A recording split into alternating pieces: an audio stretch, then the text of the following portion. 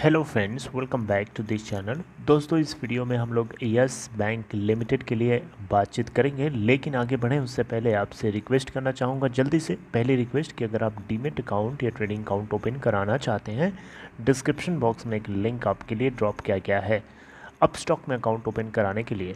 दूसरी रिक्वेस्ट कि अगर आप चैनल को फर्स्ट टाइम देख रहे हैं, सब्सक्राइब करके बेल आइकन को ज़रूर से हिट कर लीजिए ताकि आपको वीडियोस की नोटिफिकेशन मिल जाया करेंगी और आप सबसे पहले देख पाएंगे। दोस्तों, ये एक महीने का ग्राफ है। अब जैसा कि यहाँ देख पा रहे होंगे, ये आपको एक महीने का ग्राफ दिख रहा है, लगातार हमें गिरता हुआ दिखाई दे रहा है, राइट। तो दोस्तों, यहाँ पे बहुत सारे लोगों के दिमाग में अलग अलग तरीके के क्वेश्चंस आते हैं कि इतनी बड़ी गिरावट चल रही है और क्या हम इस गिरावट को क्या समझें। क्या हम इसे समझें कि यस बैंक बर्बाद हो गया, या क्या हम इसे मौके की तरह देखें, कैसे देखें। ये बहुत बड़ा एक क्वेश्चन उठता है लोगों के दिमाग में और इसी के बारे में हम आज डिस्कस करने वाले हैं। छोटी सी वीडियो के माध्यम से समझाने की आपको कोशिश करूँगा, बताने की कोशिश करूँगा।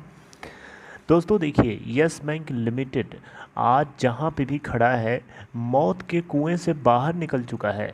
आप ज़रा सोच के देखिए, आप किसी एक ऐसे आप ऐसी बात कर रहे हैं कि जैसे कि मान लीजिए कोई बंदी मरने जा रहा था, ऑलमोस्ट मरने ही वाला था, और वो एक तरीके से उसको नई लाइफ मिली है, नया जीवन मिला है, और आप उससे उम्मीद कर रहे हैं कि तुरंत आपको कैश काऊ की तरह बन जाए, आपके लिए तुरंत मतलब फ्रूटफुल हो जाए। तो ऐसा तुरंत पॉसिबल नहीं है दोस्तों, उसमें थोड़ा उसको रिकवर होने में टाइम लगेगा ना।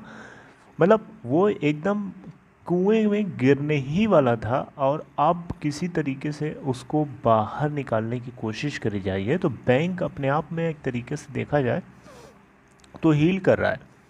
बैंक जब हील कर रहा है तो हीलिंग सिचुएशन में आपको फ्रूटफुल नज़र कैसे आ सकता है, बताइए ना। दोस्तों, ये आपको जो डाउनफॉल देखने को मिला है, इसको अगर आप एक अपॉर्चुनिटी की तरह देखेंगे तो शायद ये आपके लिए long term point of view से बहुत ज़्यादा फ्रूटफुल साबित हो सकता है। साबित हो सकता है, इस चीज़ को मैं बोल रहा हूँ, इसलिए बोल रहा हूँ दोस्तों क्योंकि ये बैंक अपने आप में बहुत बड़ा बैंक हुआ करता था और अब वापस वैसा ही रूप पाने के लिए ये लगातार कोशिश कर रहा है, एटलीस्ट ट्राई कर रहा है, और उसका उसका उसका आउटकम हमें इसके क्वार्टरली आउटकम्स रिजल्ट में देखने को मिल रहा है। दोस्तों, इस क्वार्टर के अंदर कंपनी ने 206 करोड़ रुपए के आसपास का प्रॉफिट बुक किया था। ये अगर इसी तरीके से कंसिस्टेंटली अगर अपने प्रॉफिट को मेंटेन कर पाते हैं क्वार्टर बाय क्वार्टर, तो डेफिनेटली ये प्रॉफिट आपको धीरे धीरे इंक्रीज होता हुआ दिखाई देगा। देखिए, 206 करोड़ अभी कुछ भी नहीं है, लेकिन धीरे धीरे करते अगर ये पर क्वार्टर 400 करोड़ का भी ये प्रॉफिट बुक कर लेता है बैंक, तो ऑन एन एवरेज पूरे साल का अगर हम देखें तो आप देख सकते हैं 4 जो 1600 1600 करोड़, 1600 से 2000 करोड़, 2000 करोड़ रुपए तक ये प्रॉफिट अगर एनुअली जनरेट कर लेता है दोस्तों, तो इसका जो स्टॉक प्राइस है आपको 20 टू 25 की रेंज में आपको मूव करता हुआ दिखाई देगा। लेकिन अभी जिस वैल्यूएशन के ऊपर ये ट्रेड हो रहा है, वो डेफिनेटली इसका जो प्रॉफिट आ रहा है, जितना ये जनरेट कर पा रहा है क्वार्टर बाय क्वार्टर, उसके हिसाब से अभी जो इसका स्टॉक प्राइस है वो अभी भी ऊपर है। मेरी बात समझ रहे हैं? मतलब क्या हुआ, मतलब हुआ कि अभी आपको एक गिरता हुआ दिखाई दे सकता है, और उस गिरावट को आप बेनिफिट की तरह यूज़ करिए, उसको अपॉर्चुनिटी की तरह यूज़ करिए।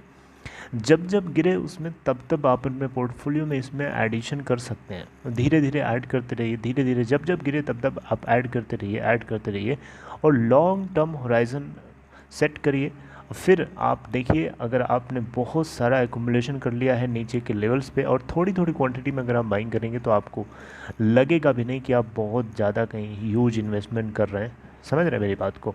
तो फिर वो धीरे धीरे करके आपका बहुत ही बढ़िया एक सॉलिड पोर्टफोलियो भी बन जाएगा, और long term point of view से बैंक जो है रिकवर कर रहा है, इसकी रीढ़ की हड्डी जो है मजबूत हो रही है, और जब रीढ़ की हड्डी इसकी मजबूत हो जाएगी, बैकबोन मजबूत हो जाएगी, तो डेफिनेटली बैंक फिर दौड़ना शुरू करेगा।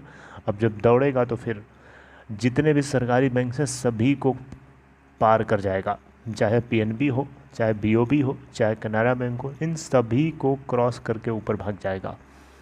मेरी बात समझ रहे हैं? तो दोस्तों ये मेरा अपना पॉइंट ऑफ व्यू है, जो आप एग्री भी कर सकते हैं, डिसएग्री भी कर सकते हैं। देखिए जो मुझे लगता है वो मैं आप लोगों के साथ शेयर कर रहा हूँ। देखिए इस कंपनी के अंदर प्रॉफिट आ रहा है, सिचुएशन धीरे धीरे सुधार रही है, NPS धीरे धीरे कम हो रहे हैं। बैंक के प्रशांत कुमार जो कि CEO हैं, काफ़ी एग्रेसिव तरीके से काम कर रहे हैं इस बैंक के NPS को ख़त्म करने के लिए। बैंक खुद की अपनी एसेट रिकंस्ट्रक्शन कंपनी सेट करना चाहता है, क्योंकि वो अपने बैड एसेट्स को ज़्यादा होप के साथ, ज़्यादा पॉसिबिलिटी के साथ रिकवर कर सकता है than bad bank which is going to be formed in the country. मेरी बात समझ रहे हैं? तो इसीलिए इन्होंने अपनी खुद की एसेट रिकंस्ट्रक्शन कंपनी सेट किया है, और इसके लिए एक पार्टनर ढूंढने के लिए इन्होंने अनाउंसमेंट कर दिया है ऑलरेडी, राइट। तो दोस्तों आगे आपसे कुछ और हम लोग बात करेंगे, लेकिन इस वीडियो के अंदर आप लोगों को यही बताना था कि जब जब ये गिरे तब तब आप थोड़ी थोड़ी क्वांटिटी में पोजीशन अपने बाइंग को, अपनी इनिशियल बाइंग प्राइस को एवरेज करके नीचे की तरफ रख सकते हैं लॉन्ग टर्म होराइजन के हिसाब से, और थोड़ी थोड़ी क्वांटिटी से आप शुरुआत कर सकते हैं। ज़रूरी नहीं है कि आप ह्यूज इन्वेस्टमेंट करें, थोड़ी थोड़ी जो भी है आपके पास अमाउंट उससे आप शुरू कर सकते हैं। दोस्तों अगर आपको ये कंटेंट अच्छा लगा हो तो इस वीडियो को लाइक करके इनकरेज कर सकते हैं, और अपना ख्याल रखिए। Take care, see you next time.